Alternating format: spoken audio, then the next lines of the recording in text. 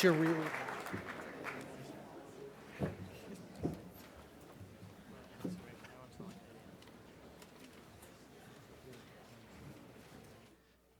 Good evening. I'm Alex Jones. I'm director of the Shorenstein Center on the Press, Politics, and Public Policy, which is jointly sponsoring this evening with the Institute of Politics. And Jean Shaheen and I are your hosts for the evening. I don't know whether to say welcome to the Coliseum or the gladiatorial games or what, but I think that the purpose of the evening is going to be early on in a campaign season that is already white hot, to get a sense of what the issues are as far as the people who are actually running the campaigns. Tonight we're examining, or going to be hearing from, three people who are running the most likely, most credible, I think, and certainly the leading at the moment, Democratic campaigns for Edwards, Hillary Clinton, and Barack Obama. The program tonight is designed to get an early look at something that the Kennedy School takes as a specialty, and the Institute of Politics has become a real trendsetter in. Some of you may know that at the end of the campaign for many years now, the people who run them have come back to the Kennedy School to talk about what they did right and what they did wrong. It's a real moment of truth and one-upsmanship, and it includes losers and winners and so forth. We thought that this was an idea that probably would play also very well in the early stages of the campaign. What we had not really estimated correctly was that we would not be early in the we thought we'd be early in the campaign, but in fact we're right in the middle of it. It is a very peculiar election season, as you know. The people who are going to be asking the questions and moderating the panel are two members of the Kennedy School family for this semester. Mark Halpern, on the far right, my far right, your left, is the political director for ABC News.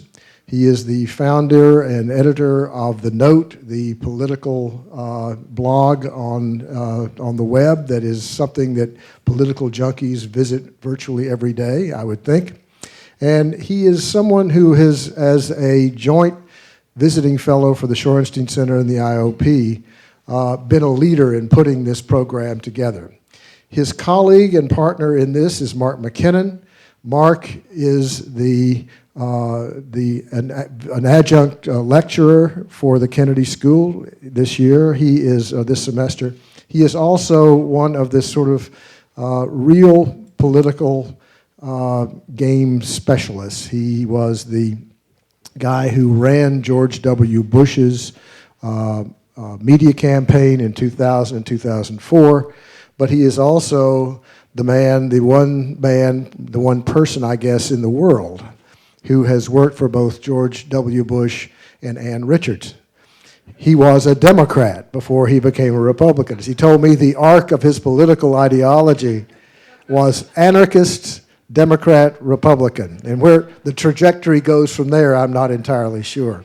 But tonight, both he and Mark Halpern are going to be wearing their Kennedy School hats and are going to be using their expertise as a reporter, a superb political reporter on the one hand, and someone who is from the profession that our guests are representing on the other. And it is my pleasure to now turn it to Mark Halpern, who will do further introductions. Thank you. Alex, thank you. Thank you, Governor Shaheen, and to both Shorenstein Center and Institute of Politics for hosting this.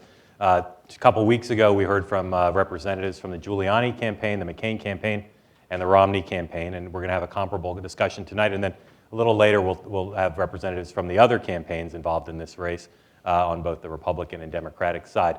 We're incredibly lucky to have three very busy people here to talk to us, as we were 2 weeks ago. These are people whose time is much more precious than they thought it would be in March, the year before the election. So it's great to hear from them, and I suspect it'll be the last time they get to see each other face to face until they're in a debate spin room or some comparable venue a little bit down the road. So I'm going to quickly introduce them, and Mark and I will just ask a few questions because we want to devote most of the time to letting you all ask questions, and we'll get to your Q&A in the rules of engagement on that in just a minute. But let me just briefly introduce them. You all should have programs that lay out their biographies in more lustrous detail. But David Axelrod is a former political reporter, a resume item he uses constantly to outwit us, working for Barack Obama now, as he did from Barack Obama's earlier races in politics. And he lives in Chicago and has been involved in many races around the country for many years, again, based outside of Washington. Jonathan Prince works for Senator Edwards' campaign, as he did in 2004. Also worked in Massachusetts politics, worked in the Clinton White House, and has also been involved in those roles and in working all over the country. And finally, Mark Penn, who's a strategist for for Senator Clinton. It was a strategist for President Clinton. Was a strategist for President Clinton. I'm big into front runners. And Mark is a pollster, but he's also not, as we say, just a pollster, but also a senior strategist developing and involved in all aspects of Senator Clinton's campaign. So with that, and again, I ask you to start thinking of your short, concise questions, not speeches now, which we'll get to. Let me turn it over to Mark Mckinnon.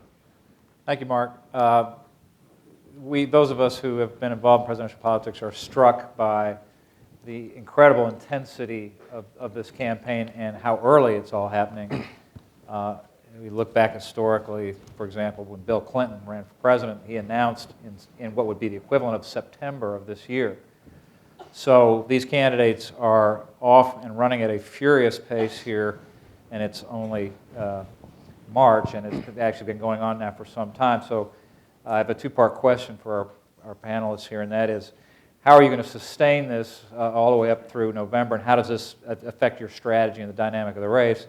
And also, since we now have what is the equivalent of a national primary on February 5th, what does that do to the primacy or importance of those early primary states? Are they more important or less important? And Mark, why don't we start with you? Well, I think that, as I always say, that the reason why there's so much intensity is that people would really like the election to be next Tuesday. I think they've decided they're done with the Bush administration. They want to have an election. They want to have a new president. But in that rush to have a new president, I think people have to realize that there are a lot of phases we go through. We may be in the pizzazz phase. We're going to go through the ideas phase. We're going to go through the debate phase. You know, we're going to go through phases where every one of the candidates we represent is thoroughly tested. And it's very important for you to see that testing, watch it unfold, pick the candidates on what they say, what they do, how they react. Because at the end of the day, we have to come out with a nominee. Obviously, I hope it will be Senator Clinton, who can take on the Republicans and give you a new president, and give you a new president with these kinds of policies that really change the country. I think in terms of February 5th, I think nobody knows what February 5th is going to do. I think if anything, it makes this period here even more important rather than less important, because after all, the time between late January and the beginning of February is short, and the time between what we have here today and what we're going to have in the future is pretty long. So let's use the time, let's savor it, let's go through all the phases of this campaign. Hi. Let me first of all just say thanks for having us here. We're all glad to be here. Second of all, just on behalf of all three campaigns, I just want to extend a formal invitation to Mr. Mckinnon to come on home anytime, anytime you're ready. So look, the pace of this campaign is clearly picked up far beyond what any of us imagined. It could have reached at this point. I think what it really speaks to, I mean, to expand a little on what Mark said, that voters are ready tomorrow. It really speaks, because I think you don't see the same level of energy. You don't see the same multi-thousand person crowds. You have three candidates in the Democratic side who, we're not quite drawing the 20,000 person crowds that Senator Obama is drawing, but all of us, Senator Clinton, Senator Edwards, Senator Obama, are drawing crowds in the thousands in December between the holidays. And what it really speaks to more than anything else is an incredible hunger for change in the country. Clearly, we saw that I just banged something there. Clearly, we saw that in the midterm elections in November, and I think all this excitement and all this energy that is just forcing this campaign to ramp up so much faster than we expected is really a testament to how much people really are ready for a change in direction. So that's part one. In terms of February 5th, I think that it really increases the importance of the early states, in fact. I think historically what we have seen over and over and over again is that momentum coming out of those states just dwarfs the power of money, the power of ground troops, anything else that you might imagine could take over on February 5th is really just dwarfed by the way momentum becomes dominant. And we've seen that historically many, many times. Last time, in the last election, Howard Dean had millions and millions more dollars than all the other candidates, spent lots of money in states after Iowa and New Hampshire. By the time, for example, we got to Wisconsin a couple of weeks later, a week before that race, Senator Edwards was at 5% in the polls. Dean had spent, like I said, millions of dollars on TV, had sent hundreds of field workers to the state. But a week later, Senator Kerry hit, I don't remember, 36, 37. We were at 34, and Howard Dean was half of that. So I think you see that over and over again. The momentum really becomes dominant. So I think, if anything, this rush to February 5th increases the significance of the early states. Well, is my mic on? Yeah. I was fiddling with it before because I was talking to somebody and I didn't know whether it was projecting out. But let me just say that when Morris Udall, the late congressman, was a young congressman last on his committee, he finally got to ask questions and said, well, everything that needs to be said has been said, but not everybody has had a chance to say it. So My mic wasn't on. That was just respectful silence. having said that, I want to concur with what these fellows have said. I think this is an extraordinarily important election, and I think people really sense it. I think there's a sense of urgency among the American people. The decisions that have been made over the last 6 years and the ones that have been deferred have put us in a very challenging place. And I think they understand that we've had not just a failure of policies, but a failure of politics in our country, that we've been so consumed by the kind of rat-tat-tat of partisan politics, ideology, and the increasing power of special interests in Washington, that we never get to the solutions that all of us know we have to the problems we all have to be confronted. So people want to see change. Jonathan's right, and they're coming out. They're desperate for it. Mark's right. They'd like to have it tomorrow. And I think for that reason, this is going to be a very momentous campaign, momentous election. Jonathan, let me start with you and ask about young people and voting this time. Obviously, in a close nomination fight and what's expected to be a close general election, you don't want to leave any voting group behind. But let's talk specifically about one group, younger voters who have shown increased levels of participation by some measures. I want to ask you two questions. Number one, what issues do you think might engage young voters that Senator Edwards is talking about, or that are before the American people right now? And from a practical point of view, if there's a young person here who wants to be involved in a campaign, your campaign, what can they do besides register to vote and vote to be involved in shaping the outcome? I'm very glad to answer that because it's kind of a key part of our campaign. First, in terms of issues, I think young voters are like voters across the country, first in their hunger for change with regard to Iraq. So I think that, like all voters, I think they're really looking for us to end this war. That's number one. But I also think young voters care a lot about energy independence, something that Senator Edwards is going to speak about at length tomorrow. Global warming, climate change, and I think young voters also certainly care about the other issues that are on the minds of Americans. Universal health care, trying to really have an America that kind of lives up to the idea of America that we talk about, where all folks really have, where equality of opportunity is something that is real. But along with that, and this gets to the second point, besides just kind of signing up, giving $5 or $10 if you can afford that, telling your friends, this campaign, our campaign, is not just about what can kind of happen when there's a new president. John Edwards really believes that, and it's kind of the story of his entire life, that real change happens when people are all pulling together, when the government's pulling in one direction, but also the country is pulling in that direction. And that's why a large part of our campaign is talking about citizens' responsibility. Not personal responsibility, which is certainly important, and we're not talking about that, but also your responsibility to the greater community and to the country. And if you look at lots of different things, if you look at healthcare, for example, you know that attempts to bring universal healthcare in the past have failed. Because one of those things, one thing that we need in addition to the political will for universal healthcare is public will. You look at energy and climate change, we need not just political will to do something about it, but we need not just public will even, but actually public action. And so we've got an organization that's part of our campaign called OneCore, which is actually a service organization. And students who are involved with that went with Senator Edwards last spring break. 700 kids went down to New Orleans to work on cleanup. We have citizen action days every month where we do various things, winterizing homes, all kinds of stuff like that. So one way that we really want people to get involved in our campaign, young people in particular, because they've got the energy and enthusiasm and know and appreciate how their actions can actually really bring about this change, is to come join One Corps. We've got chapters in every state in the country, lots of different communities, on lots of campuses. And we really believe that starting today to bring about that change is the way to move our country forward. David, what did you think of Jonathan's list of issues? And if someone wants to work in the Obama campaign as a young person, what are the routes of entry? Well, I think it was a good list. I think obviously the people who have borne the greatest burden of this war have been the young. Back in 2002, Senator Obama took a very strong stand against the war, which he said would lead to a commitment of undetermined length, undetermined cost, and undetermined outcome. And here we find ourselves today having paid a tremendous cost for this. I think young people are acutely aware of the costs of that. But I think there's something larger than that.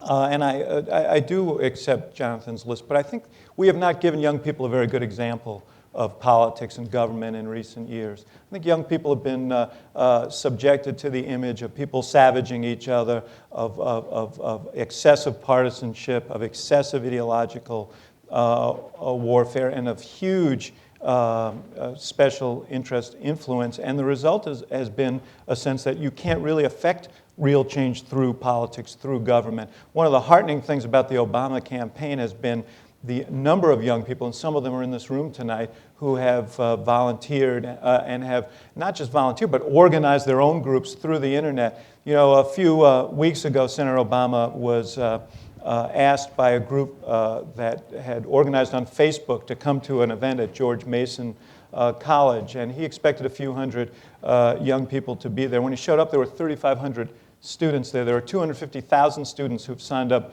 for the Obama group on Facebook. This is very encouraging because we want this campaign to be not just a vehicle for one person's advancement, but a vehicle to change our politics, to lower our voices and raise our sights and begin to deal with the problems facing this country.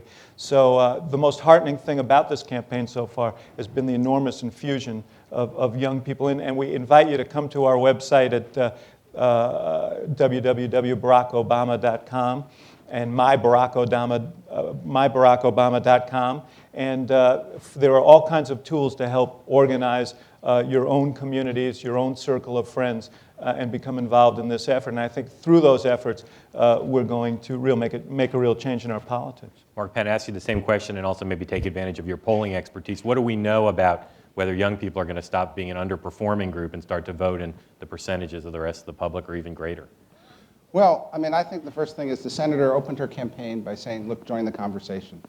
And the point of joining the conversation was so that people like the people here, the people in the university and college, that young people could get involved and not feel that everything's predetermined before they get involved, have a conversation, and have their say. And I think that she's been very clear. Look, today is the 4th anniversary of the war in Iraq. It's really a time at which we both have to honor the sacrifice that people put out on behalf of this country. And as the senator says, it's also a time we have to recognize it's time to change direction. She opposes the escalation of this conflict. She believes that we should be de-escalating this conflict and beginning to bring our troops home now. And she says that if this president doesn't end the war, she will be the one to end the war. And I believe she will do just that. I think that when you look at the other issues, she's been quite strong, whether it's on finding alternative energy, combating global warming, bringing universal health care to America. She is going to fight for those issues. And I hope that people will not take away from what's happened in the past or what we've seen in the last 6 years, the idea that politics is bad. She believes you can achieve change through politics. I believe what we're seeing with so many people here is the belief that she can achieve change in politics. And that if you join the kind of movement she has, that she has the knowledge, the experience, the wisdom, that she's ready to bring that change. And that you have a leader here who not just says that politics is something that you've all had questions about, but who says, look, through politics, and if you go back to her valedictory address at Wellesley, where she said, look, politics is the art of making the impossible possible. And that is exactly what she believes. And I believe she has the qualifications and the experience to do just that. And she has the heart and soul, I think, to bring that about. And I see a lot of Hillary buttons here. And I hope that we'll see more and more Hillary buttons on HillaryClinton.com, on MySpace, on everywhere on the web. JohnEdwards.com. Right? You missed that one, but most importantly, I hope you'll find them in the voting booths when the voting really starts, because that is where it counts. I have observed in presidential elections a proposition. I want to see if you all agree, and if you do, have you comment on how it plays in this election, and that is that unlike a lot of state elections, say U.S. Senate races or other races, presidential elections are really much more than about single issues. There are very few single-issue voters in presidential elections. And so when people are electing a president, they're looking for a much broader constellation of not just issues, but what I would describe as attributes. People are electing sort of the head of the American community, somebody that they want to be comfortable with in their living rooms for the next 4 or 8 years. And so in our particular campaign, we looked at a filter of attributes that we thought about a lot in our communications. In our particular case, and it related to our candidate, but not only to our candidate, but who we were running against as well. And our particular filter of attributes happened to be leadership, strength, and trust. So, David, let me start with you. First of all, do you agree with the idea of this constellation being larger than just single issues? And if so, can you talk maybe about the attributes of Barack Obama? Yeah, I surely do believe that. I think when you elect a president of the United States, you're essentially electing someone to whom you, to a large degree, entrust the future of the country. And there can be profound consequences. And Mark, I say this with all due respect, but I think the 2000 election was an example of how profound the consequences can be. So, What he said. so,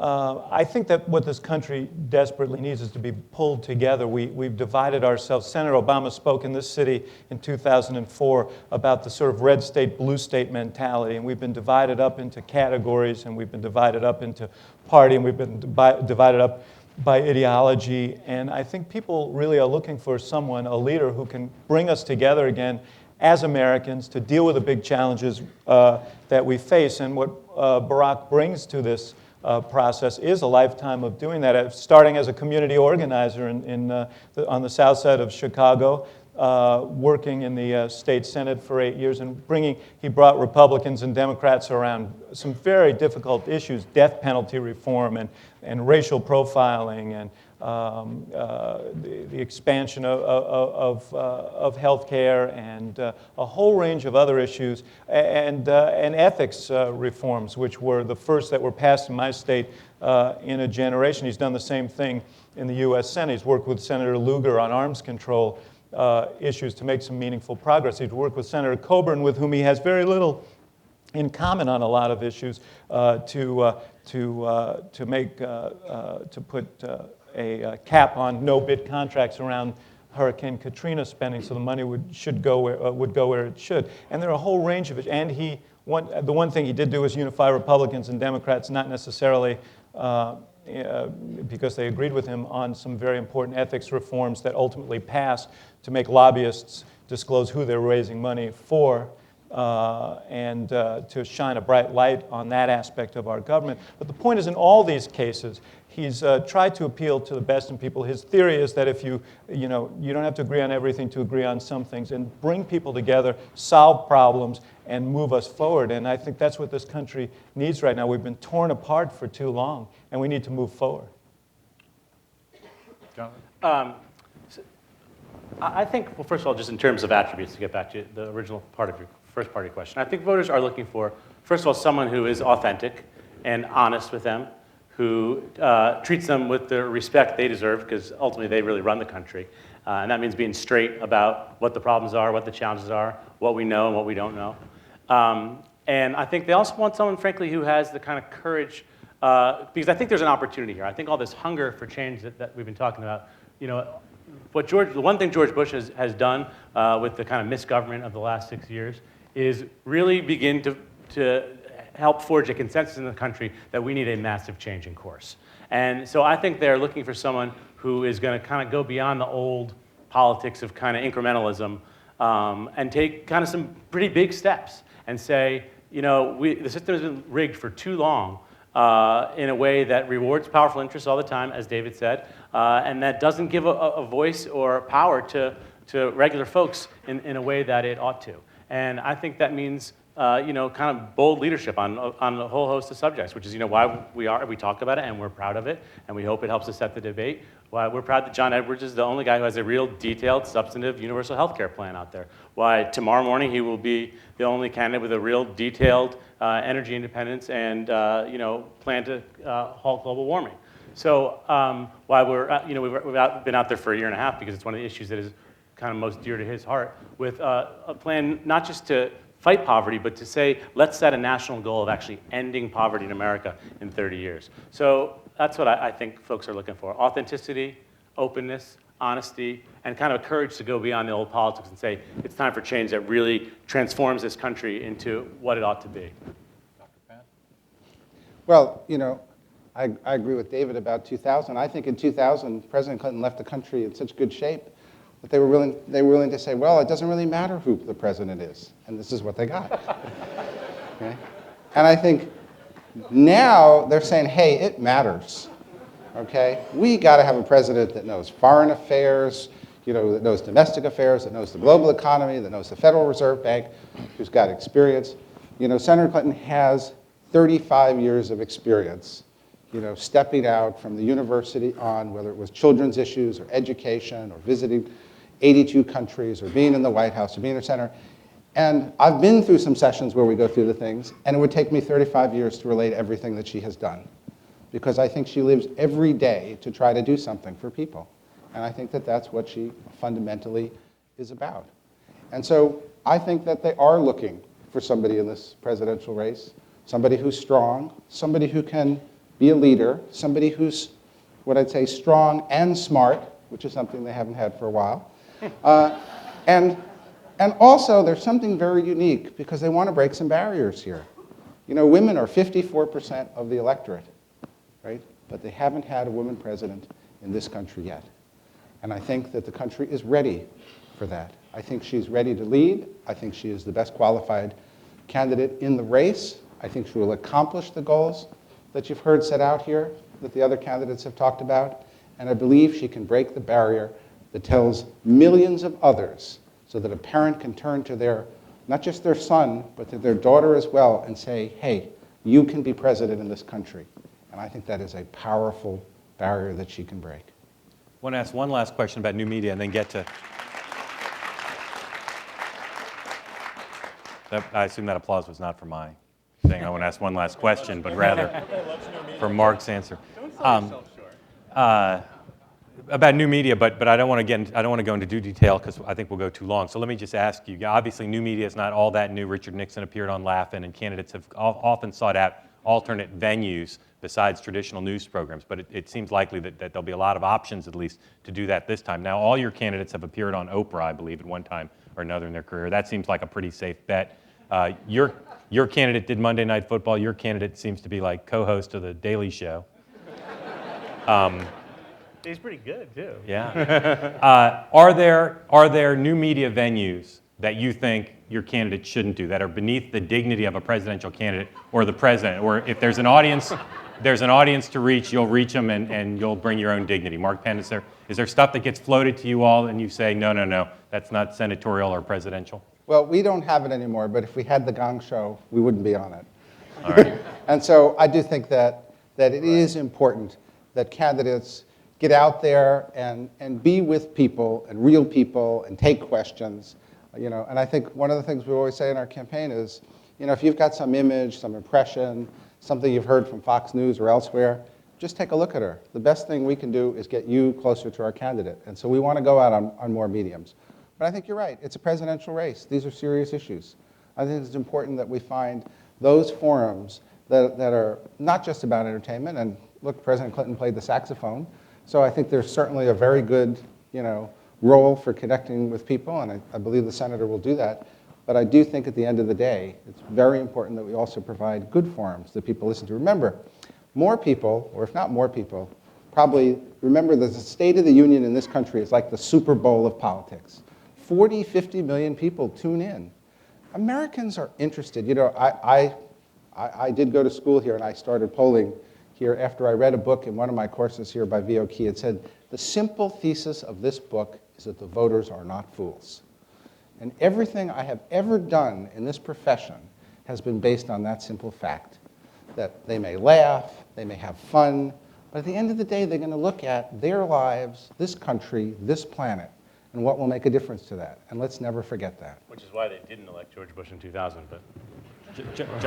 Jonathan, would you advise your communications? Get over it. A communications We're still expert- trying to get over him, Mark. As a communications expert, would you advise Senator Edwards to go on American Idol if they offered him a chance? No, well, I think actually a contest like this, Mark opened up a very good genre. I think I'll draw a very firm line. We will never do Hollywood Squares. We will not do the dating game. And we will not go on American Idol or any other kind of TV contest show. Dancing with the Stars? Well, are you co-hosting? But I also think Mark, makes another good point, which is, the emergence of all this new media. The terrific thing about it is the way it allows for a new level of direct dialogue with voters in all different kinds of places, and really allows us to inject some transparency into the process, where you can really kind of connect with voters directly and kind of take them behind the scenes, and not, frankly, do everything with all due respect through the filter of the media, because the media's got kind of competing responsibilities. On the one hand, you're a crucial part of this process, and kind of being skeptical about us, asking questions, communicating what's going on and what you learn. But also, media has bottom line, and they've got that's why you get so much coverage about the kind of gotcha stuff, and so much coverage about the conflict over content and all that. So I think all this new stuff gives us really a vehicle to kind of, like I said, get out there and connect directly to voters. David, your candidate and friend, Barack Obama, has gotten very well known very quickly. Gets more requests, I think, than any other candidate in the race, I believe, for appearances, for interviews, and to be on television and other places. Are there things that you think he's done so far, like Monday Night Football, that maybe weren't the best idea? And given that his problem may be more to show gravitas rather than to show people he's accessible, are you looking for new media forms that maybe are more serious rather than more frivolous? Well, first of all, I want to commend you for suggesting that there are things beneath the dignity of a presidential candidate. So, just hypothetically. Look, I agree with these guys that I think that people, and it goes back to the premise of Mark's question, which is I think people judge you on a whole lot of nonlinear measures when you run for president of the United States, and I think the ability to see someone in different kinds of venues, to see their humor, to see their humanity, is all very important. I'm not concerned. First of all, I think the senator's shown plenty of gravitas through his two books, through all his activities in elective office for the last decade, and I'm not worried about that, and this campaign will demand that, and it should demand that. But I also think it's important to show who you are as a human being, because I think ultimately who you are as a human being is very, very important, and some of these things, some of these shows are an opportunity to do that. I also think the internet is now a greater opportunity than ever to have an interactivity with people and to give people a sense. There's a ton of material on our website, I'm sure on theirs as well, that give people some insights into who Barack Obama is. I don't know if you have stuff that gives people insights into who Barack Obama is, but we do. And I think that's all to the good. So, and just let me close by saying, just as a historical fact, one of the interesting things, you'll remember this well because you're a historian of this sort of thing. Back in 1992, when Bill Clinton had difficulties in the spring, there was an offensive launched. It may have been when he played the saxophone. I don't know. This predated Mark's involvement there. But he did a series of shows that were not conventional shows, long format shows where he talked to people about his life and so on. There was this impression that he was sort of a silver spoon guy who'd gone to the... you can say Harvard. No, he didn't go to Harvard. Who'd gone to an Ivy League school and was privilege and so on, and there was a real offensive on these shows to try and correct that, and I think to some good effect. So these things are meaningful. Okay, absolutely. Let's go to your questions. 4 microphones, 2 on the floor, 2 up in the loges. So, woo. I said there was excitement. We'll remind you, again, short questions. We appreciate you have a lot to say, but we want to get to as many as we can. So please identify yourself, ask a short question. If I interrupt, it'll only because I think you're going on a little too long, and we'll get to as many as you want. You can direct your question to one of our panelists, or you can throw it open to the whole group, and let's start with this. The Ivy League is competitive, I can see that. Nobody got hurt in the process, so start right here. Hi, my name is Luke Messak. I'm a junior at the college. I have not heard any of your candidates yet speak about the shortage of healthcare workers in Africa, where each year millions of people die from treatable diseases like AIDS, tuberculosis, and malaria. Currently in sub-Saharan Africa, 3% of the world's healthcare workforce struggles against 24% of the global disease burden. The World Health Organization says that we can turn this around with measures to recruit, train, and retain healthcare workers, and that the U.S.'s fair share in this effort is $8 billion over 5 years. If elected, would President Edwards, President Obama, or President Clinton commit $8 billion over 5 years for healthcare workers in Africa? I'm very happy to answer this. Actually, and you may not have seen it, because one of the things that we sometimes gripe about with our friends in the news media is that the coverage of substantive policy is not always as prominent as the coverage of kind of the back and forth of the process. But Senator Edwards actually went to New Hampshire just on Thursday. I was there with him at St. Anselm College at the Institute for Politics there, and announced a very ambitious $5 billion a year plan to combat global poverty. That includes 3 main initiatives. One, a $3 billion plan to actually provide primary education to every student in the world, every young person in the world. Because a lot of what we know that's going on right now is lots of young people, probably 100 million young people around the world don't get any school at all. And a lot of them are being educated in madrasas run by militant extremists and things like that. If we can replace that with a real system of primary education so people are getting the chances for economic opportunity and learning about civics, we can kind of replace the ideologies of radical terrorism with ideologies of kind of education, democracy. That will be a wonderful thing and a great way to kind of make us safer. But the second part of it is about a $600 million a year commitment to preventive health care, a lot of that related to clean water, but also related to healthcare workers. And the third part is initiatives to support kind of emerging economies and democracy in the developing world. So it's not exactly $8 billion over 5 years, but it's $5 billion a year ongoing effort to eradicate global poverty as part of the way to make us not just do the right thing, but also make us safer here at home. There is no doubt that this is one of the major kind of screaming challenges to our conscience that we have to address. Senator Obama, you may know, traveled to Africa last summer, and he addressed a number of issues there. He addressed the issue of corruption in Kenya, and one of the things that he did in South Africa was challenge the South African government on its handling of the AIDS issue, and it's part of an effort, an overall effort on his part to raise consciousness about some of the health issues and other issues in Africa, and there's no doubt that this would be a priority of his in his administration. We have to build. We've done a lot to project force in the world. We have to project the force of compassion in the world in the next 4 years and rebuild trust in America, trust that we are going to do the right thing for the right reasons and that we can help, and we intend to do that. Mark Penn. Well, I think there's no question that health care, both here at home and in Africa, is extremely close to the heart of Senator Clinton. She has fought strongly for expanded funding to combat AIDS in Africa. She has worked hard to lower drug prices for the drugs that go to Africa, and there's no question that she will support a very, very substantial commitment to expanded health care in Africa. Great, thank you. Up there, sir. Yes, my name is Ross Neischuler. I wanted to ask about the use of families in presidential campaigns. I'm not sure if they help the candidate, hurt the candidate, or in fact are totally irrelevant. And we may expect to see more of it as candidates turn to their spouses and their children to carry some of the weight of the campaign. Yeah, I think people, they have a legitimate interest in the family of candidates because it is part of that whole tapestry, that fabric of who they are as people. But the degree to which that is so-called used in campaigns, I think, is the question that you're asking. I can only talk to you about this campaign.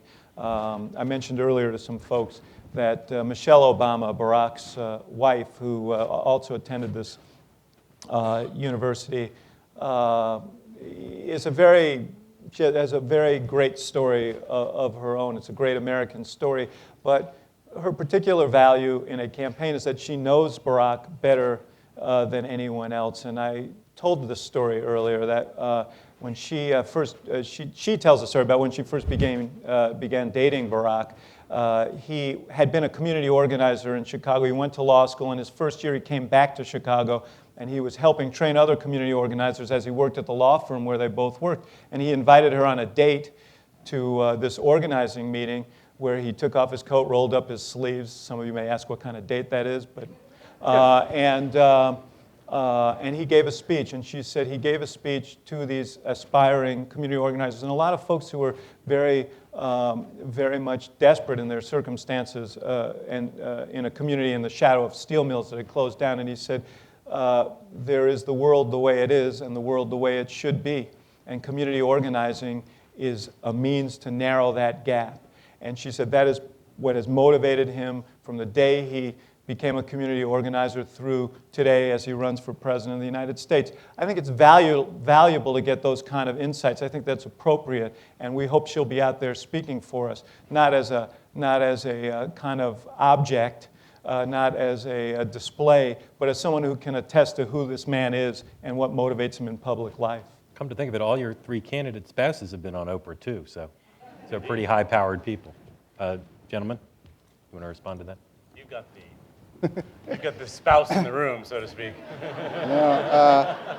Well, I sometimes say I've done campaigns where one has been the spouse, and I've done campaigns where the other's been the spouse. But I think that, first of all, I think it's very important. People don't really realize Hillary's full background, that she grew up in the middle of America, that she grew up in the suburbs, that her father was a small businessman, that she can, I think she's, very fortunate enough to have her mom who can talk about how she grew up and on the campaign trail. And so, look, I don't know whether it's relevant. People want to know kind of where someone came from, what kind of values, that they picked up. And I think that she very much picked up the kind of basic values of America, the whole notion that if you work hard, the family ought to be able to support itself and do something better for the next generation, and that the next generation ought to always have something better than we had. I think obviously, her own family, she's obviously we're going to have a great additional campaigner in President Clinton, who campaigned very actively in her Senate races, and I think is going to campaign actively here. And I think that's a real component and part of the selection, and I think a real component in really all of the families here, as you pointed out. Mark, Chelsea Clinton's older, obviously, than she was when her father ran. Do you expect she'll play a larger role than she has in the past Clinton presidential campaigns? She is, but the senator it really feels, very strongly about keeping the privacy of that relationship to the greatest extent possible. So she is older. She will, I'm sure, want to get out there and have her own mind. But as you've noticed through the campaigns, the senator is extremely guarded about that and wants to keep that personal. Jonathan? Not a terrible amount to add. I think, as both these guys have said, family and relationships and all that stuff is important. Again, it goes to where we started this conversation, which is that, you're electing someone, we don't really know what the issue set will be for sure a year into the job, And so a lot of what people are choosing is a person that they can trust, that they believe has the character and judgment that they want in their president. And the relationships that they have, the kind of way that they treat family, how they care about that, are clearly relevant to to making that judgment. We're, I think all of us from John Edwards on down is super proud of Elizabeth Edwards. Those guys have been through an enormous amount together, as many of you know. I mean, basically starting with nothing together, kind of out of law school and building a family, losing their son, Wade, obviously. Elizabeth had breast cancer, the past campaigns, and she is, one of the people that, I shouldn't say one of the people, she's, the person whose advice he probably values more than any others in the world. And so, like I said, we're super proud of her and her story. Proud it was in the New York Times best-selling book in the fall. And I think, certainly people want to know and should get to know Elizabeth. Here. Hi, Jeff Ginsberg, student here at the Kennedy School. A couple weeks ago, I was one of the a lot less people who were here for when your Republican counterparts were here. I think it was about 15 of us. But I wanted to ask the same question I asked then, out of fairness, which is, do your candidates, who I know you know pretty well, believe that homosexuality is genetic, environment, or both? And how does that play into how they form the policy and the politics around the issue? Thank you. Well, I mean, this is obviously... No. No, they did what? They wouldn't answer the question. So we'll see if you- But in their defense, they said they didn't know, not that they refused to answer. Yeah, I'm not quite sure how Barack would answer that question, but it came up in a different context. This issue came up in the past week, which because of what General Pace said and so on, and the answer was that about morality, and he said, I don't think it's immoral. I don't know whether he feels qualified to make the judgment that you asked, but I will say this. I don't know of any other candidate, and there may have been, and I don't mean to impugn anybody else, who made a point of speaking to the issue of gays and lesbians as part of our civic life, and in both a convention speech and his announcement speech. And I think it speaks to his orientation. I mean, fundamentally, what underlies his politics is a notion that we've had too much dividing people, wedge issues, trying to inflame people, and that we have to kind of pull together and find our commonality as Americans and leave these issues behind so that we can actually make some progress in this country. And it certainly applies here. Jonathan, and Coulter's views notwithstanding, do you have a... Good old Ann Coulter. I think what David said is correct. I've never talked to John about this directly, so I'm not, to be honest, positive how he'd answer the question. I think I think he'd probably consider it to be, an open question. I think it's something that we're still trying to learn about. But he also feels, he's for getting rid of Don't Ask, Don't Tell. He is for passing every one of these laws that are out there in terms of enforcing non-discrimination and whatnot. He is, this is a guy who, grew up in the segregated South. And so issues of tolerance and respect for others, whether it's about skin color or sexual orientation or anything else, are, kind of core to who he is. And he takes them really, really seriously. And there are a few things that he gets as fired up about as people being treated unfairly and not equally because of orientation, background, any other kind of thing. So. Well, and I think it's fair to say you've hit upon a question that neither of us have asked our candidates specifically, but the senator, I think, was very clear. She went out actually last week to say, look, in the military, gays and lesbians have to be allowed to serve openly in the military, and the Don't Ask, Don't Tell policy isn't working. And she said, look, the general's comments were wrong. His personal comments about it being immoral are wrong. She's fought for an end to discrimination. And let me tell you, gays and lesbians are a very strong and integrated part of this campaign. It is part of the equality of America. She believes in this. She will fight for it. She will make it happen. Thank you. Up there. Hi, my name is Ben Bolger, and I'm a doctoral student at Harvard. And my question concerns the timing and context of your candidates' way they announced for the presidency. I was wondering if you'd comment on, first, the timing. Certainly, Senator Edwards chose an interesting time of the season to make his nomination. And then also the location. Senator Obama chose a very iconic location. And Senator Clinton chose a very focused, and some critics have said controlled location. And I was wondering if you could comment on how you felt that played out in the media, and if it successfully accomplished the goals that you had for when they announced. Mark, why don't you start? Well, I thought, and I hope you agree, I thought we had a great announcement.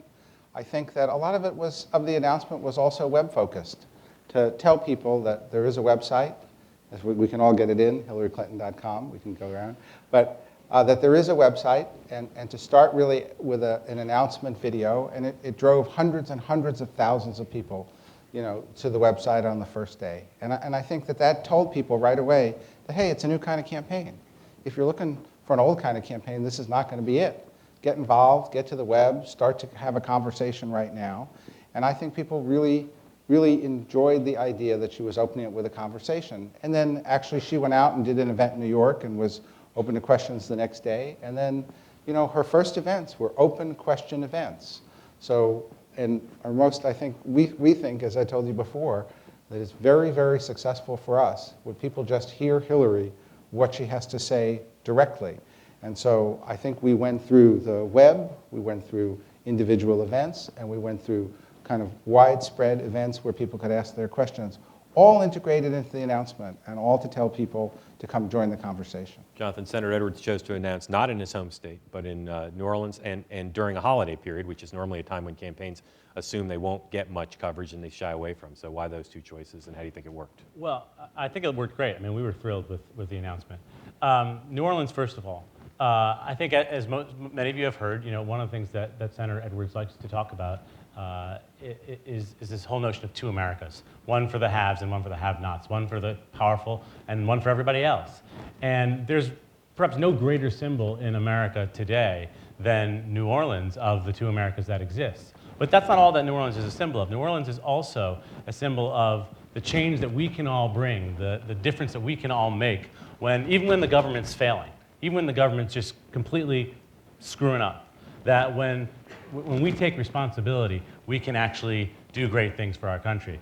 Thousands and thousands of people have gone to New Orleans, lent a hand, lent money, lent clothing, lent materials, and lent their time. Like I said a little while ago, he's gone there with 700 kids for last spring break, did some more service around the announcement. So part of what New Orleans also demonstrates is that the power to change this country is ours, and we all need to kind of step up and use it. And that's why he wanted to go to New Orleans and make the announcement there. Because that's a lot of what this campaign is about. And then in terms of the timing, well, the timing was clearly a little bit more of a tactical choice. You had got a lot of candidates getting into this race, and that's a period of time when it's typically less news is going on.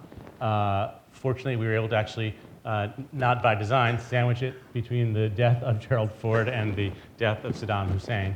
But I think we're very gratified with the results. In fact, we were able to really drive really significant national coverage. And just because lots of news isn't being made, lots of people are still watching the morning shows, reading the newspaper, and we felt we had overwhelming response. Thousands of people in Iowa, thousands of people in New Hampshire, thousands of people in South Carolina and Nevada, and we're very, very pleased with that. David, for a campaign which is in many ways untraditional, you had the most traditional of the three announcements in the senator's adopted home state, in the city where he made his professional mark initially, and a speech that was much more like a formal presidential announcement speech that you've seen in the past. So what was the logic of that, as well as the timing?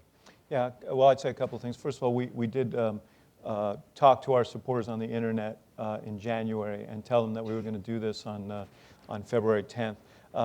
He did it for some of the reasons you mentioned. The location was chosen because he spent 8 years in the Illinois State Senate there working on issues that were really significant, bringing people together, Republicans and Democrats, around reform issues and health care issues and death penalty reform and some of the other things that he worked on, and it had great meaning to him. The second was that we made the speech in front of the old state capitol there where Lincoln prepared for the presidency at a time of great gravity for this country. I think that he believes that this is a time of great gravity and opportunity for our country, but that these are decisive years, and we ought to underscore the seriousness of this by giving it the heft that it deserves, and that was and the speech itself, I think, addressed that. He wanted to make a very clear declaration of who he was, why he was running, and what his goals are for this country, because that ultimately is, in these serious times, what people are looking for.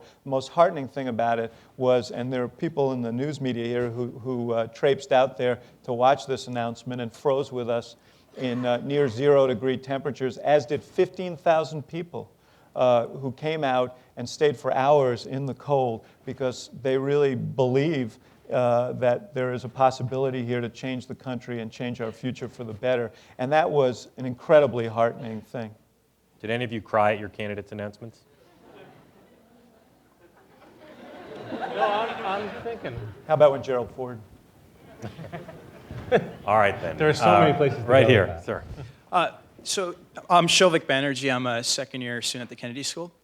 And in 2004, the Swiftboat Veterans for Truth launched a massive attack on John Kerry's war record. And I think they created enough disinformation and confusion to really neutralize one of Kerry's major character advantages or biographical advantages.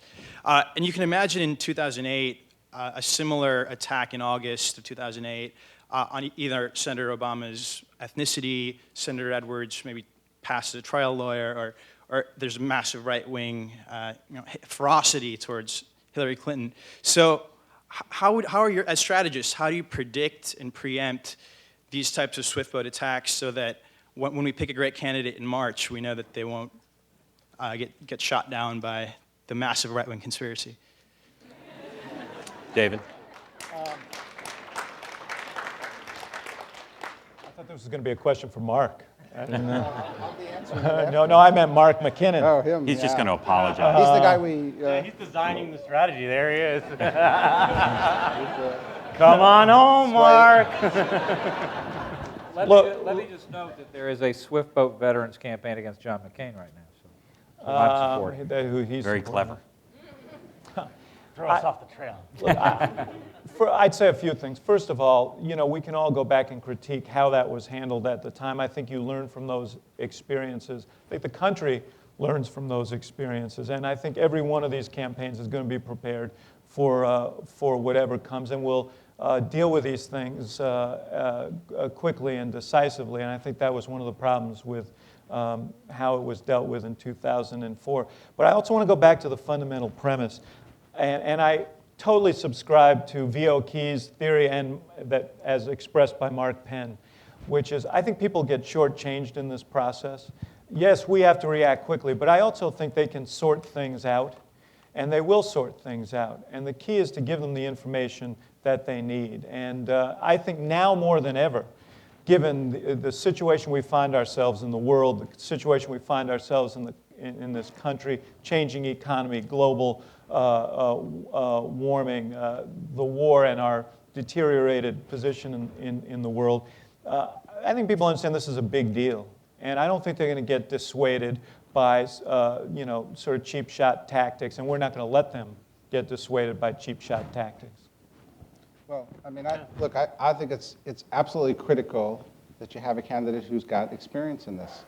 With Senator Clinton, they spent $70 million, I think it's up to $80 million, against her just in New York.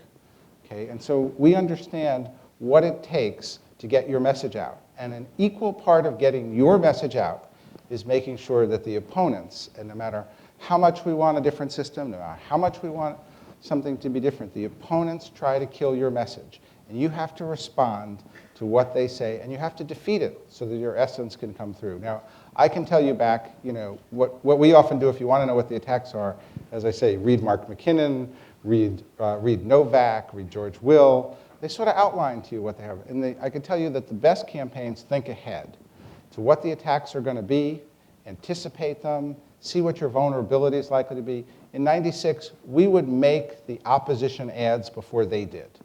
We knew they were going, we knew where their weaknesses were, and then we would test against them relentlessly until we found what an answer was. And so that it appeared miraculously when they came up with attack after attack on the president that we had an answer, and then it didn't work because, well, we had already done it months in advance. And so we weren't caught, shortchanged in a moment in a campaign, because opinion in this country can turn on a dime, it can turn back on a dime. And so it's critically important that you have a campaign, an operation, and most importantly, a leader who knows how to react under this kind of pressure and knows how to win. And I think that's what we've got in Senator Clinton. Can I just respond to something Mark said? I think it's important to be tough and resilient in response to attacks.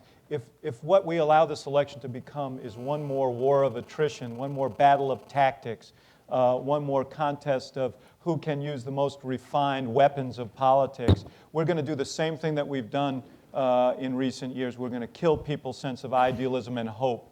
And I think that'd be a terrible thing. I think this country needs to be lifted. And what we need is a leader who can get us to lower our voices and raise our sights, who can call out those tactics for what they are and give people a higher aspiration for this country. I think that's very, very important. I agree with that.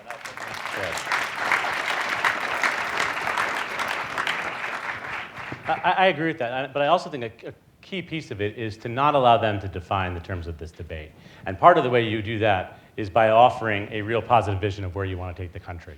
And if you're doing your job and getting that message directly out to voters, and that can't be all through the media, as we've talked about, then I think when you're prepared for their attacks, which you certainly have to be, and you expose them for what they are, as both these guys have said, voters are smart. You know, Ann Coulter, as we referenced, took a ridiculous and offensive swipe at John Edwards a couple of weeks ago. That wasn't just offensive to him, frankly. That was a horrible slur against the whole gay community. And we called her out on it. And it wasn't quite as much as the ATM campaign over here did, but we raised hundreds of thousands of dollars over that weekend because of that. And we showed them that people aren't going to take that kind of language, don't want that in their politics anymore. And there's actually an appetite to kind of rise up against it. Mark, you've made a big deal in the campaign so far about Senator Clinton's experience. These two other candidates don't have nearly her experience in standing up to political attacks over many years. Does that make her more qualified to deal with this kind of attack than the other two? Look, I think the point of standing up to attacks is so you can get your message of hope and change out. The senator stands for a message of change, of bringing together this country to end the war in Iraq, to have universal health care, to do something about global warming and the energy crisis. But to get that message out, to lift the country, you have to defeat the Republican machine. Do you can't pretend it doesn't exist. Do you want to answer my question? You don't have to. Yeah, no. But is she more qualified but because I she's think been she is through the it most more? qualified, and I think But I the said most it. qualified to She deal with has that the kind of most thing. to deal with this. She knows how they think. She knows how they act. She knows how to defeat them. She is not, at the end of the day, going to be caught off guard with an attack that doesn't let her message come through. And I think that experience is absolutely critical to actually winning this White House. And that's what we got to do Do you here. both accept that she's got superior experience and therefore superior ability to deal with that kind of attack? Let me just say that I think that our aspiration should be, at the end of the day, not to defeat the Republican machine, but to rebuild the American community, which has been so torn apart by the events of the last many years. And so I'm willing to cede that. I have a great deal of respect for Senator Clinton. I think she has been unfairly maligned over the years. I don't know whether that gives her a particular advantage in this election, but I'll concede that point. Jonathan, you for the audacity of hope or punching people in the nose? I'm just not taking that, Mark. Okay. Up there, but please. I will say this. I mean, I just in terms of experience, kind of, I think that Senator Edwards has a couple things that just are different than the other candidates who we're talking about tonight. And one is that he's run for president before. And that kind of gives you a calm confidence that allows you to kind of keep your eye on what's important and to know that all this kind of back and forth and ups and downs are not what really matter at the end of the day, and to kind of keep your focus on how you want to change this country, how you want to, kind of really bring about, realize this opportunity to finally kind of fulfill this idea of America that everyone really deserves the same opportunity. And so, and also, he's also run against a serious Republican candidate, which is something that neither my friend to my right or my left has done in defeating an incumbent senator in North Carolina when he first ran for the Senate. And they came in with all those attacks. Sounds like a hybrid, a punch of hope. Your answers have all been excellent. I think everybody would agree. We've gotten to only 4 questions by my rough count, maybe 5. So we should talk So, less. so just let's do some shorter answers if we can, and maybe not everybody has to answer every one, so we can try to get through as many as we can up there. Hi, I'm Will Rubin from New York City, a freshman at the college. My question is about the early primary states. Which early primary or caucus do you think is most important in securing the nomination? And I'm going to ask a question that was asked of the Republican strategist also. Does your candidate plan on skipping any of the early primaries or caucuses? I can be very short. Iowa? No.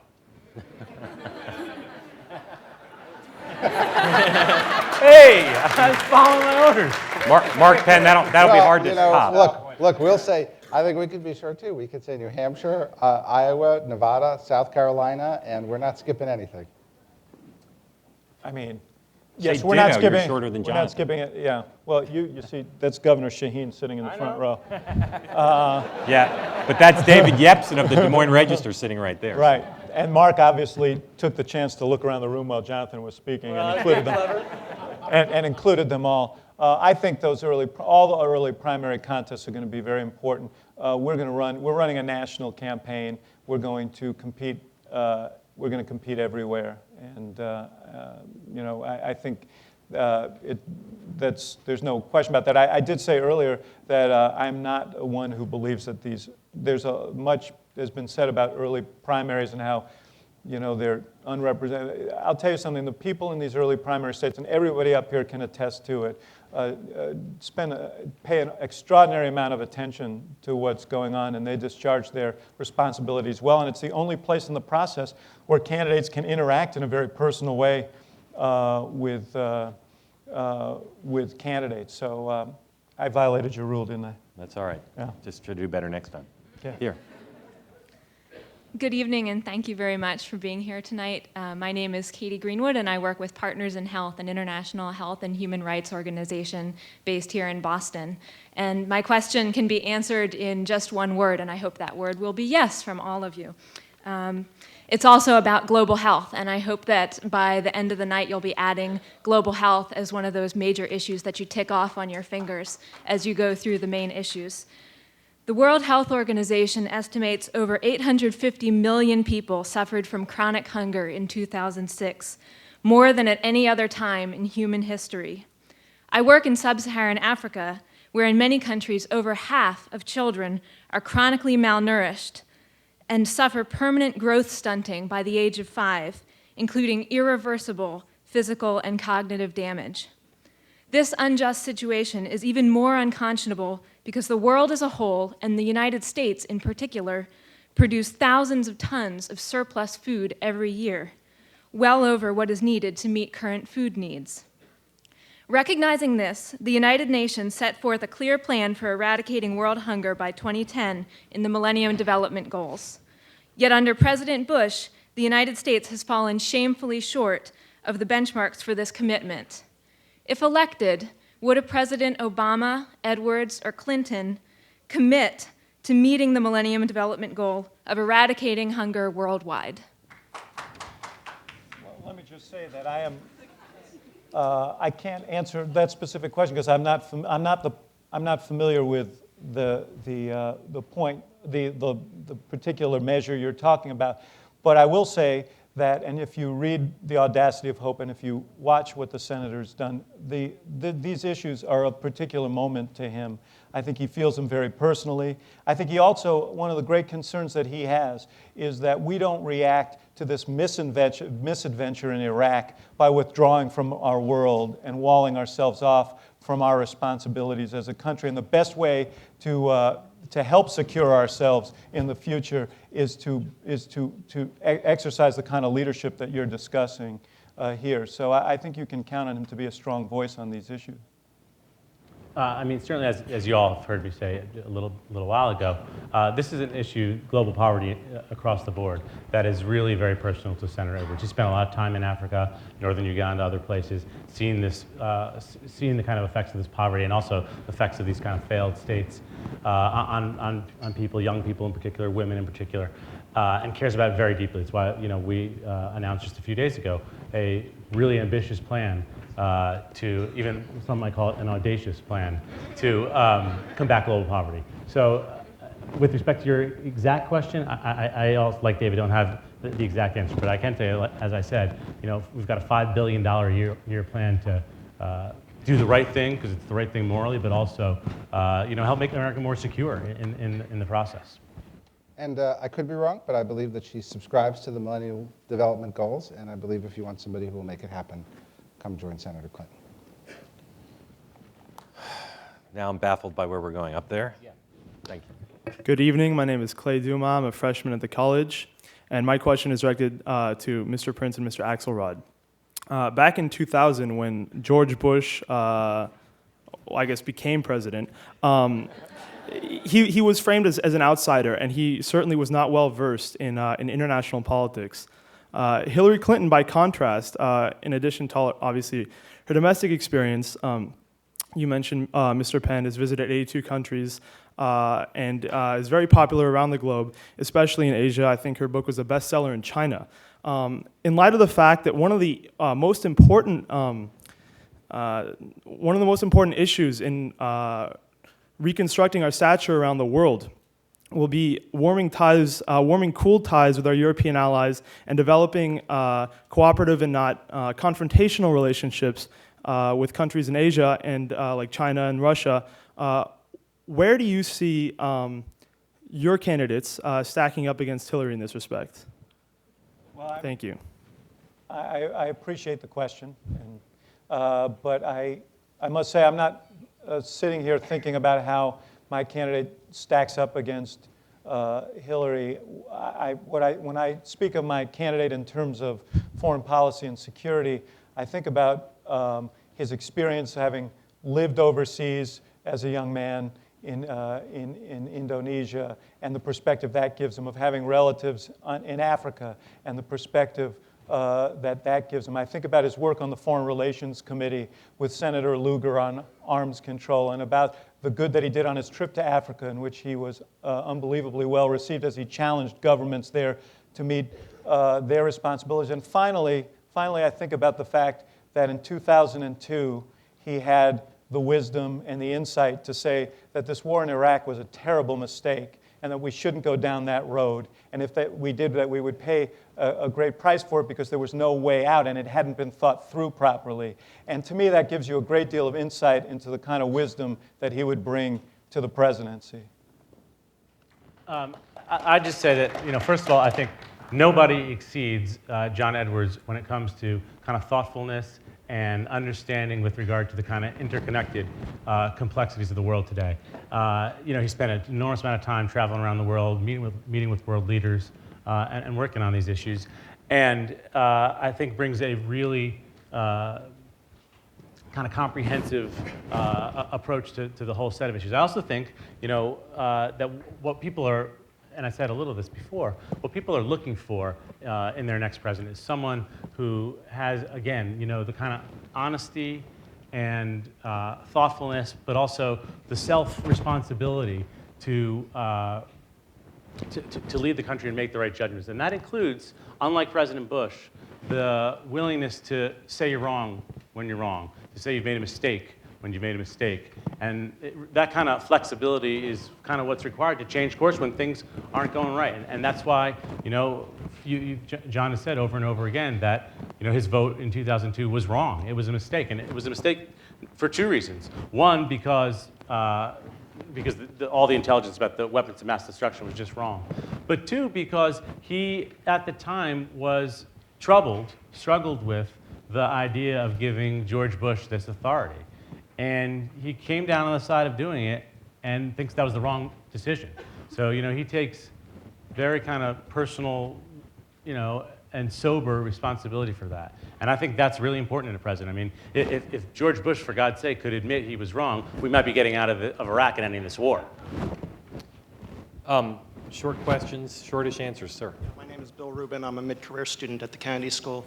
And I just wanted to follow up on that to Mark Penn. Hillary Clinton also voted for the Iraq War Resolution in 2002, and her position now is that if we had known then what we know now, she wouldn't have voted for it and there wouldn't have been any vote. which sort of begs the question as to why she didn't know then what we know now.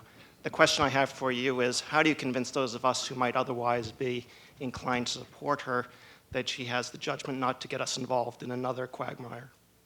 Well, look, I think there are a couple of things. First, if you go back and read her speech in 2002, she said exactly why she laid out her vote and why exactly she voted as she did in order to try to make the inspections work. And she was very clear afterward, after Bush took that and used that, in pointing out the mistakes that it had made. I think a lot of you have to think yourselves, do you think that Hillary Clinton is the kind of person, if president, would have started the Iraq War? No. She is someone who would have required the inspections be finished, found out whether or not, in fact, there were weapons of mass destruction, and then acted to curb them accordingly. Look, I think the records on this are very complicated. You know, I thank Senator Obama, for example, for having said at the Democratic Convention in this city, look, he didn't know exactly how he would have voted if he was in Congress because he didn't have the full intelligence. And then when Senator... You gotta read the whole quote, Mark. And then when Senator Obama... Read the whole quote. Which Nobody one? Maybe the quote that he also gave the quote at the convention. Oh, you're going to... He also gave the quote at the convention. He didn't think there was much difference between Bush and Senator Obama. But let me ask you, David. Can I finish? Let me finish, David. We'll finish. Let him finish. So now they get to the Senate. And Senator Obama, who says, look, I don't think we should vote for this funding, voted for $301 billion of funding. Now, the truth is, these records are very complex, right? Senator Obama voted for the $301 billion of funding. So did Senator Clinton. Senator Obama voted against a definite withdrawal date. So did Senator Clinton. In fact, except for the affirmation of Casey, where Senator Obama voted to affirm Casey, there's, as far as I can see, and Senator Clinton didn't, there's very little difference in the Senate between where people had to actually cast votes of their voting record. And so this election can't really turn on these records, because people can say, hey, I wasn't in the Senate, this is what I would have done. Hey, I left the Senate, let me tell you what I would have done now. Senator Clinton's taken responsibility for her vote. And she believes we have to end this war, and she believes that you have to decide exactly who will do the best job at working with those 82 world leaders, figuring out how to restore confidence in America in this world, bringing home our troops, and ending this war. And I believe when you listen to her, you will conclude that it is Senator Clinton who could do that. Let me just... I kind of regret that Mark went there, because this came up the other day, and a partial quote was offered at a fundraiser, and the full quote ultimately was released. And the full quote was, at the Democratic Convention, Barack Obama was asked, how do you feel about John Kerry and John Edwards casting a vote for the war, Mr. Keynote Speaker? And what he said was that, look, I wasn't in the Senate, I don't know what they were looking at, but what I was looking at told me that this was the wrong war, that it wasn't justified, and that it would lead to a quagmire from which we'd have a hard time extricating ourselves. And I really think that it is important, if we're going to run the kind of campaign that will unify our party and move this country forward, that we do it in an honest way. And that was not an honest tactic. Look, I think David, as you know, he also gave the interview where he said, look, my view is not much different from Bush's now. And I think the real question I have for you, David, is when you got to the Senate, right? When he got to the Senate, in fact, he voted for all the authorizations, said we had a military role in Iraq, didn't give a speech for over a year on Iraq, while Senator Clinton gave 6. Okay, and now, is this election going to turn about what happened in 2002 or about the future? Well, I agree with you there. Who can do the best job in Iraq? I totally agree with you there. Senator Obama introduced in January the plan that has now become the model for the Democratic plan to get us out in accordance with the Iraq study group. I think that was the Iraq study group. Guys, Jonathan, no, I agree. I agree with you. I agree with you. But let's have a discussion on Iraq. Let's not say, Jonathan, we can't have a discussion about how to solve this war. What Senator Obama... There's no reason for it to get... Well, I agree with you. What Senator Obama has said is that we need to be, given the situation that we've created in Iraq, that we need to be as careful getting out as we were careless getting in. And that's been his position. He's spoken on it. His plan that he offered was, as you say, aligned with the Iraq Study Group and introduced in January. And it's now become, as a lot of news organizations have noted, kind of a model for where we're going. But here's the thing, Mark. I agree with you, the future is what's important. And I did not sit here and comment on, I did not comment on Senator Clinton's decision back in 2002. I'm not commenting on her decision 2002. You found it necessary to draw Senator Obama into this discussion, and I guess that goes back to the discussion we had before. Are we going to spend 10 months savaging each other, or are we going to try and lift this country up? And we choose to lift this country up. Look, David, I think that's a false choice. Are we going to get together? Are we going to look at everybody's record, everybody's votes, tell everyone out there the truth about who supported what, who voted for what when, or are we going to selectively tell people? I think the voters are smart enough to get the full record of every candidate, to digest everything about this war, to look forward. And let's agree, everyone will support the nominee of this party. We will support the nominee, and let us indeed look forward to who can do the best job and how this party can bring this war to an end. I agree totally. Mark, let me ask you a question. You brought up two quotes of Senator Obama's, one from the convention and then one, I'm hoping you have a more specific citation for those with wireless here so we can all get the exact quote about saying my view on Iraq is the same as President Bush's. What do you think those two quotes that you cited a couple times, what do you think they reveal? What's the underlying point you were trying to make by bringing those up? Well, I think that I'd like to see the second quote, by the way, but go ahead. I think that was in the Globe. The first one's in the New York Times. Look, I think the point is that the senator consistently recognized... His senator. Right. Recognized, look, these were complex votes. He recognized that, look, he said, and we all give him tremendous amount of credit for the 2002 speech, but he recognized that people in the Senate saw other things, may have had to make a judgment differently. And let's agree that that's the reality of what the senators' views were. And I frankly can't explain the second quote. It had something to do with the convention, and maybe David can. But in reality, when they got to the Senate, Senator Obama's votes are exactly the same. So let's not try to create false differences. When we both agree it's time to de-escalate, when we both agree it's time to end this war, and let's be clear that Senator Clinton thinks that, Senator Obama thinks that, former Senator Edwards thinks that. And once we agree on that, I think we can go together quite well as a party. But the immutable fact is that had we followed Senator Obama's advice in 2002, we wouldn't be talking about de-escalation right now. Okay, up there. Hi, I'm Anisha Taneja. I'm a joint degree student at MIT and a second year student here at KSG. My question for all three of you is, one of the things that all three of your candidates believes is that a lot of damage was done with this war, irrespective of what their positions were. How are they looking at this going forward in terms of how do they repair the image that America has in terms of credibility, legitimacy? Are they for unilateral force, multilateral ties? Where are they going forward with this in terms of repairing our image? Mr. Quiet. Well, I mean, the first thing, that we've been talking about, and I've talked about a couple times, is understanding that kind of America's moral leadership in the world has, and exercising moral leadership in the world has a profound and direct impact on our present and future security. And that's one of the reasons why it was important to Senator Edwards. You guys have heard me talk about it a couple times because it's certainly something that's on people's minds here. Which is great. That's why, for example, it's important for the United States to show leadership when it comes to global poverty. Also why it's important for us to show leadership when it comes to what's going on in northern Uganda or the genocide in Darfur. So all of these things, kind of re-engaging with the world as a whole and restoring kind of our ability to show moral leadership is critical to our success and critical to our security. It's also, by the way, important for us if we're, to show moral leadership around the world, to show moral leadership here at home. And that's why he's talking about things like poverty and strengthening the middle class and universal health care and all those things. So, David, do you want to add anything?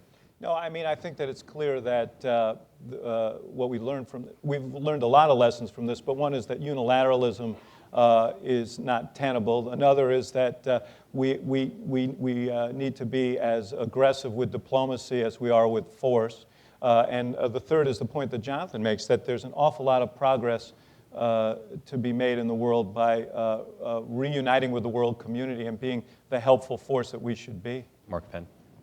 Well, I think this is really a major concern of the senators.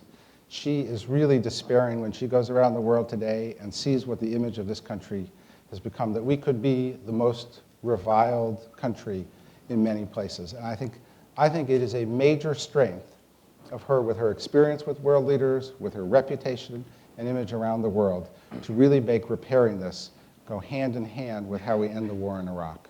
We're running a bit long, but we're going to do 2 more questions, I'm told. So right here and then up there, and that will be it.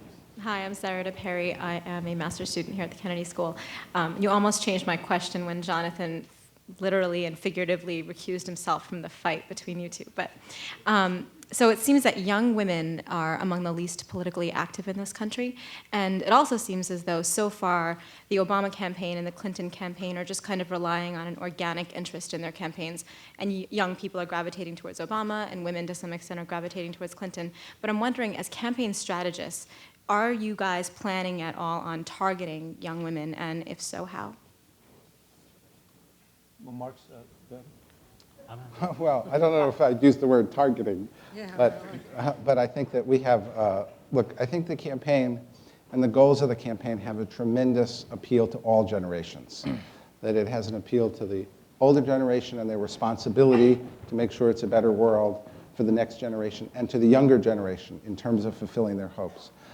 I think that we're finding that women are a very strong part of the campaign, and that there is an emotional connection, in particular, with younger women about what it would mean if she were president of the United States of America in this world and at this time. And so I think that there is a capability here to organize millions of additional young women who have not been interested in politics, and to get them interested into politics in this election, and to really be the key agent of change in this country. And I actually think that's what we're going to see. I would say that, as I said at the outset, I think one of the reasons that young people have been somewhat aloof from politics, to the degree they have been, women and men, have been a sense that our system is dysfunctional, that there's a lot of sound and fury signifying nothing, and that we can't really change through politics the fundamental things that are challenging us, global warming and education and healthcare and all the issues that face us. And there's some evidence of that. I mean, there are all kinds of good answers, but Washington never gets around to it because there's so much conflict, so much division, so much, frankly, influence that we don't get to the larger agenda. And so we're trying to engage young people, men and women, to become part of this cause, because the more people get involved, the more they vote, the more they're active and organize their communities, the more we have a chance to push back on on the stasis in Washington and really change things. Okay, last question up And there. if there's any question about Senator Edwards targeting the youth vote, take a look at Jonathan's shoes. His shoes, I thought his Now look at Mark's. Now look at Mark's. I'm not targeting anybody. Sir. This is again a question for Mr. Prinz and Mr. Axelrod. Americans often turn to figures with executive branch experience to be president. Now, Senator Clinton, of course, was part of the most successful administration in a generation. What kinds of, at least I think most Democrats in this room will agree about that, what kinds of executive experience, management experience managing large groups of people do your two candidates, can they bring to being president? Well, I think actually again, it goes back to where we started the conversation. What voters are really looking for is a collection of attributes. And one thing that executives often have is the ability to kind of make good decisions and carry them through. But I'm very confident that the more voters get to know John Edwards, and to do a little bit of cleanup, in the 4 equally important states of Iowa, New Hampshire, South Carolina, and Nevada, the messy part of this process, cleaning up here when you try to be a little too glib and clever. But I think the more that voters kind of get to know him and understand how he makes decisions, the kind of conviction and judgment that he brings to the decision-making process, I think the more we're confident voters are going to respond well to him. So I think, sure, there is a history of electing executives. That's often because one of the characteristics that they bring to the discussion is an ability to kind of understand kind of bottom lines and follow through on decisions. But I think that's something that John, kind of possesses in great measure. I mean, just to be clear, I just want to challenge the premise of your question a little bit. There's no one on this platform who represents a candidate who's had executive governmental experience. So it's really not a question of whether you've had executive governmental experience. It's, I think, a question of whether you can provide the kind of leadership the country needs right now, the kind of leadership that can bring people together, can blast through this kind of morass in Washington, that can end the sort of special interest politics that have dominated, that can get people working together, Republicans and Democrats, that can approach problems in a non-ideological way and take from the best ideas of everyone to try and solve the problems of this country. That's what Barack Obama has done all his public life, from the time he was a community organizer through his 8 years in the state Senate. There are legions of Republicans in the state Senate and from the U.S. Senate who will attest to his ability to bring people together and solve problems after the kind of polarization that we've experienced in this country. I think that's extraordinarily important. So that's what we offer here. Let me thank you all on behalf of the Institute of Politics, the Shorenstein Center of the Kennedy School, for a terrific session. I have to admit that this was a much more interesting session than the Republican session. Much more lively. And we're just more fun to hang out with. We are, you are, no question about it. Oh! It's working!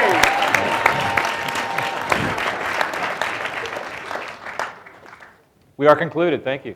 Thank you. What did you do that for? Cool. Yeah.